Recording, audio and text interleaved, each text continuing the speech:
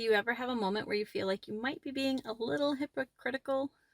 I was kind of thinking that. So we just got back from Rochester, New York, where we were at a competition, a regional competition for my son. He does ninja, like think like American Ninja Warrior on TV, but it's a different. There's different leagues um, for like younger kids and adults. I did it last year with him. And I talk on here and on our other social medias sometimes about travel sports. And then we're sitting there in Rochester, and I'm like, I wonder if this seems a little off. So I kind of wanted to clarify, not to justify, because if this comes off as hypocritical to what I normally say, I totally get it because I was feeling it. And like, maybe I should put some things on when I'm talking about travel sports sometimes. I should put like identifiers on it or conditions. I know of a lot of people who put their kids in travel sports because they want them to be the best, or they want them, to go to college to play the sport, or they want them to get extra practice so that they're like the top of the school team. And if that's what your child really, really wants themselves, then that's up to you. I do think with that, there should be a discussion that if you ever change your mind, let us know. Because sometimes the kids then feel the pressure even if they decide they're kind of done with the sport, which happens, right? I mean, they're teenagers, so they're figuring things out and things change. So maybe they've loved, you know, soccer forever, but now they want to try baseball. And I think those are still, they keep changing when all the sports go to, but I'm pretty sure those still play at the same time. Make sure they know that there's choices. Or if you're not going to let them, if you decide, hey, if I invest in this travel team, they have to do this forever, then let them know that, because that might change their opinion. If you say, hey, if I invest into this, you have to do this sport for the next 4 years. And if they were leaning to maybe wanting to try something else, that's going to be their deciding factor right there. So I guess with travel sports, I'm not against all travel sports, but I definitely think there's a right way and a wrong way to go about it. And I think a lot of times people just jump on the bandwagon of that because there's so many travel sports teams now and so many stories of that, maybe leading to somewhere. But I think more stories to just push, that, hey, they're going to get more specific training and they're going to get, all these extra things and camps. And I think the push for it makes parents feel an obligation that may or may not be there.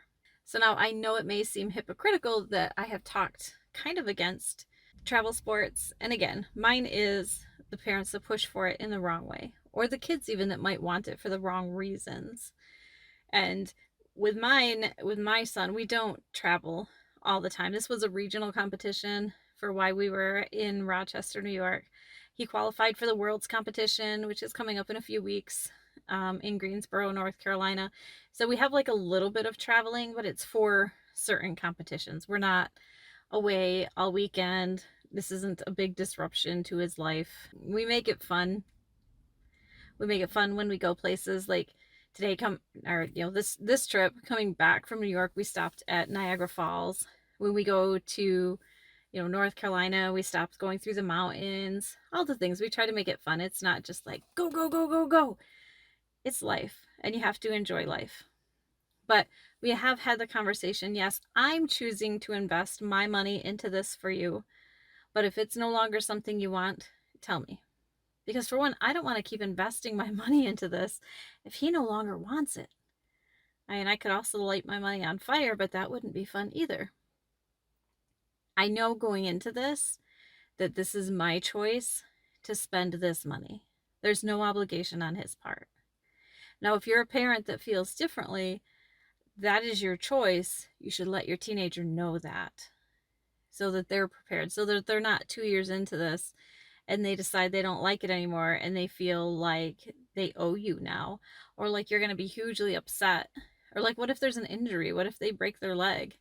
They shouldn't be feeling guilt, or like they're putting you out from that.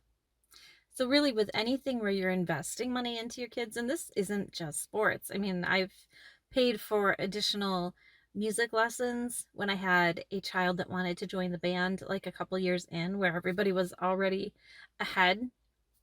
And so we pursued that and looked at it, and then had a few lessons, decided that wasn't for my child, and that was fine. And so I knew going into that, that's why we bought a used instrument, first of all, even though it had some corrosion and it had whatever. I'm like, we can clean it, because there's no need in my mind to buy, a very expensive instrument for somebody who's starting out. Like, let's go secondhand. I think I bought it from a friend. I just like posted on Facebook, hey, does anybody have one of these? And somebody had one in the back of their closet. So, I paid for the instrument. I paid for some lessons with the instructor. That instructor and my child just didn't go together. So we tried another instructor who was nicer, who really let my child see that no, this instrument isn't for them. And that was fine. I knew going into it, this was money I was investing that is paying for an experience, that is paying for my child to try something. And we're most likely not going to go like to symphonies or anything here. And that's fine. That's part of parenting. You get to decide what you're going to invest in. There's been some things my children want to do that I will not pay for, that are just too expensive for somebody who has never done the thing before, who is just starting out. We're kind of in the country here, so maybe if there's not a team around here and we'd have to go to a specialized team like a half hour away 5 nights a week for practices, we're not going to do that. Even if they think, if one day they got like a spark and like this is what they want to do, I reserve the right to make that decision. So if it is something, I tell them, okay, well, prepare yourself then. There's YouTube, there's all sorts of things out there. Start looking at some of the practice things that the people do. Start doing whatever you can do here to show me you're serious, and for you to get a taste of it, to see if this is really worth pursuing. If when you get into this, you're going to like it. But if I have to sign up for a whole season and it's going to be hours and hours and hours, let's do a little taste of it first. Make sure this is really something we should be investing in, because some things sound really good until they don't. But I'm going to digress here. Back to the original point of this. Travel sports are not inherently bad. And I know I say comments on here, and it's really for the ones that push it as the cure-all to things. I hear so much about how sports are so good for kids, and sports can be good for kids, but it's not a fix for everything. And if they're going to show, the coaches will whip them into shape, they should be showing, I mean, that's true. A coach can help with that. But your teenager also needs to be responsible for themselves, for their dedication, for their hard work. That's not up to the coach. The coach is going to, help them be team players. Okay, but your teenager needs to work on that themselves. They need to be responsible for that. A coach is like a teacher, like an instructor, like anything else. They can magnify things and help things, but ultimately it comes down to your teenager, and you are their first teacher at home to help them with these things, not to ship them off, to pay somebody else to do it. You're the parent. It's okay. Wow, I went off on another tangent here. I'm going to blame it on the trip that we just got back. So check your motives, parents. If your motives are good, if you've communicated well with your teenager, what you're willing to invest, what the expectations are of them, and then they have a choice to say yes or no, then you're in a good place. But if you're pressuring them, if they're pressuring themselves, if their teammates are pressuring them, if this is to get to some, objective in the future that everybody's not on board with, then those are not good reasons. And that's kind of when I talk about those things. There's just such a push for it right now, and it stems from a lot of places that aren't necessarily healthy. But now I have to go finish unpacking my bag because we are back from New York and we had a wonderful time. Bye-bye.